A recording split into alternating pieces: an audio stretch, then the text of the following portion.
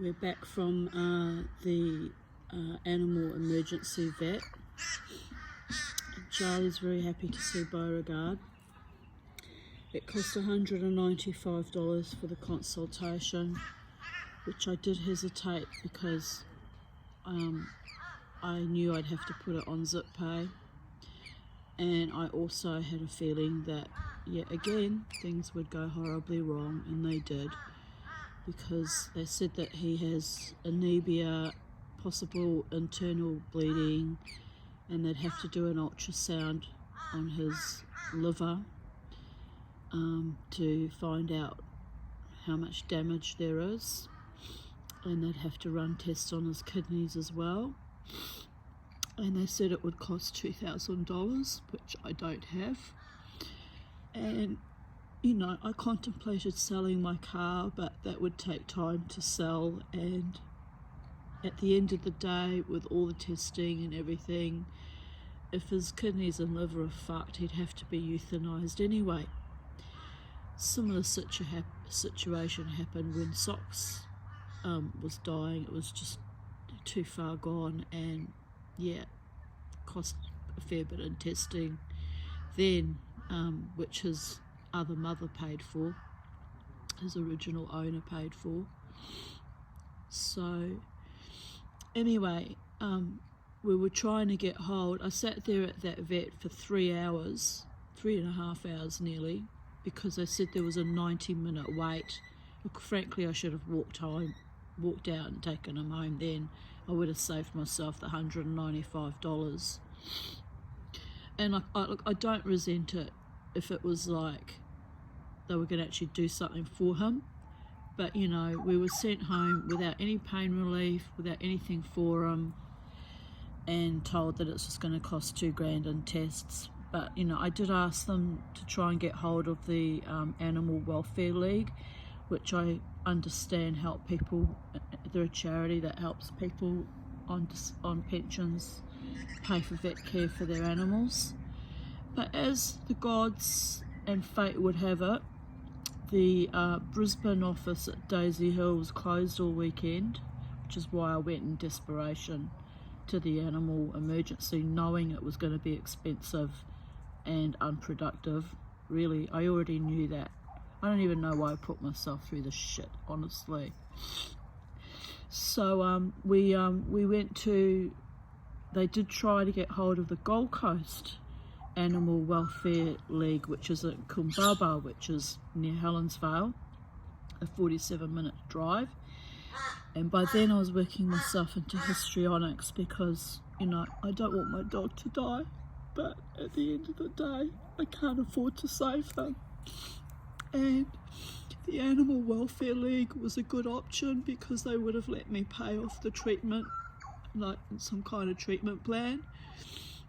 But then I thought about it. They were trying to get hold of them for over half an hour, no one answering phones, just the admin officer said she sent messages, no reply. And then finally, after hours of me waiting in a distressed state, getting myself worked up with my trauma issues, which is my own stuff, I realise, but you know, this happens every single time things go wrong when we're in crisis. And not just a little bit wrong, but like major wrongnesses. And it's like a dark fucking curse. So anyway, they eventually got hold of them and they said, oh, well, they were short a vet, and I could either leave them at the emergency vets overnight, and they would transfer him in the morning, or I could take him home. And I thought, well, if I leave him there overnight, it's going to run up more bills that I can't afford. So I decided to bring him home. So this is our last afternoon and night together. The vet said there is a possibility that he might perk up by tomorrow and feel better, but you know, like, let's not blow smoke up my own ass. You know, the dog's sick, and he's been sick on and off for some time, and I know it. And I just have to accept that he's come to the end of his lifespan. And I'm terribly upset because, you know, the really weird shit is, this is how I know it's almost partially a curse, and I know that sounds weird, people, but bear with me. I had this ex-lover that I remained in love with for a long time, even though every time I'd contact him, one of my pets would die. And honestly, coincidence? The first time it could have been a coincidence, but the two times after started to form a bit of a pattern, right? And I used to think to myself, oh, that's just nuts. There's no way that just messaging some ex-lover is going to cause your animals to die. Here's the ironic thing though, right? I actually texted him on the 5th and the 8th of July, and even when I texted him, I said to myself, are you batshit crazy, Tanya? Are you courting with death? Because you know what happens when you contact this man. One of your pets dies, you know? But I suppose maybe unconsciously I knew deep down that he was you know, because he had an allergy at the time, and I knew deep down there was something wrong. Anyway, so I pushed that thought aside, and I actually sent him quite a friendly, pleasant text, you know, something silly about seeing him on some video and that he looked happy, you know, it was something nice. But I tell you what, there's some curse attached to that love affair, because here we are again. This time it's Bobo that's dying, or going to die soon, possibly tomorrow, which I'll have to gird my loins with strength to take him to the RSPCA. Because 2 years ago when Socks was dying, they gave me nothing but attitude, and the actual inspector rang me the following day to apologise, and by then it was too late anyway, because his original owner had organised for the Mount Gravatt vet to put him to sleep, and then they had told me it was an emergency, and they literally dragged it out till late that evening, which happened to be a Friday night, and it was just torture watching my cats suffer all day while they played some weird fucked up game with me, because it was COVID, right? The height of COVID, and they were all paranoid, and at that time I was actually sick with bronchitis, so there was that nightmare. So tomorrow I'll see how he goes. He might perk up for a couple of days. He's looking quite relaxed and looking around the garden and studying things, so he might perk up. A miracle might yet happen. But I've been praying to the archangels, and I know that sounds nuts, but what else do you do when you've got no money and you've got no resources and you've run out of trust in humanity? You pray to invisible imaginary friends and hope that they pull out a miracle for you, because you've got nothing else left, man. It's ridiculous and it's pathetic, but it's what I do. And I just pray that whatever dark demon I was born with, or that came in with that Dave Charles that I fell in love with, that's been knocking off my pets in the last 8 years, I just pray that comes to an end. I guess it won't though. I guess the only way it'll end is when I end. And yep, the end is nigh, because I can't take much more torture like this. You know, I mean, look at my beautiful dog. What did he do wrong except love me? And really love me more than any human has ever loved me. And my bird. And actually, if truth be known, what did I do wrong?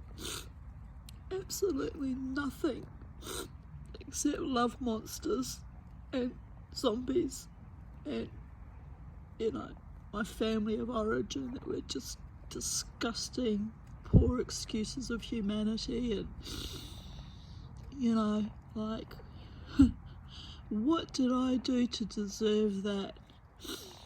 And what is it going to take for the Holy One, blessed be their name forever, to say, Okay, Tanya, you've burnt off enough karma. I'm cutting you some slack now. I don't think that energy is ever going to cut me slack. I think they're going to torture me till the day I die, and probably then for quite a few more incarnations. And quite frankly, I can't take it anymore. I can't take it anymore. I just can't do it anymore.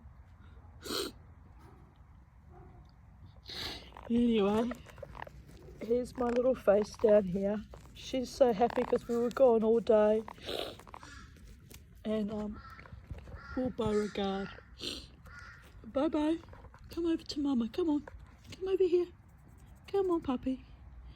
No, he's done too. It's not well. But we got home at just after 3 p.m, 3:09 p.m, and he had a little piece of cheese that he really didn't want because he's nauseous. But eventually I convinced him to eat it, and he actually ate it, and it was good because I smuggled a bit of coconut oil because I thought if he's got a blockage in his bowel it might help ease that out. And he did a little poo when we got home too, another hard pebbly poo, which I thought was good because like better out than in, right? And that little bit of cheese, and then he had a little meatball which I also smuggled a bit of coconut oil. I mean, we're talking just a tiny, you know, like 1/4 of a teaspoon, 1/8 of a teaspoon. So anyway, I'm a bit upset they sent me home $195 for a consultation and no pain relief, but then of course I would have had to pay for the pain relief. And you know,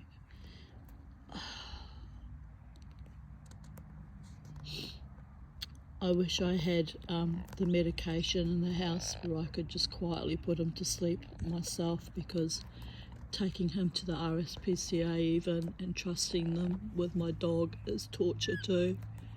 I don't trust any of them, any other human anymore, not even with my animals. And it's utterly, utterly terrifying and soul destroying. So that's my update on the curse of the Tanya that just keeps giving and giving and giving. And yeah, it's I'm just gonna enjoy my dog for a little bit longer and try and keep myself quiet and keep things quiet for him, and try not to be sad, because at the end of the day, where he's going, he'll have peace, and that's all anyone can want at the end of things, is a peaceful, dignified exit out of this world. And goodbye from Sacred Space.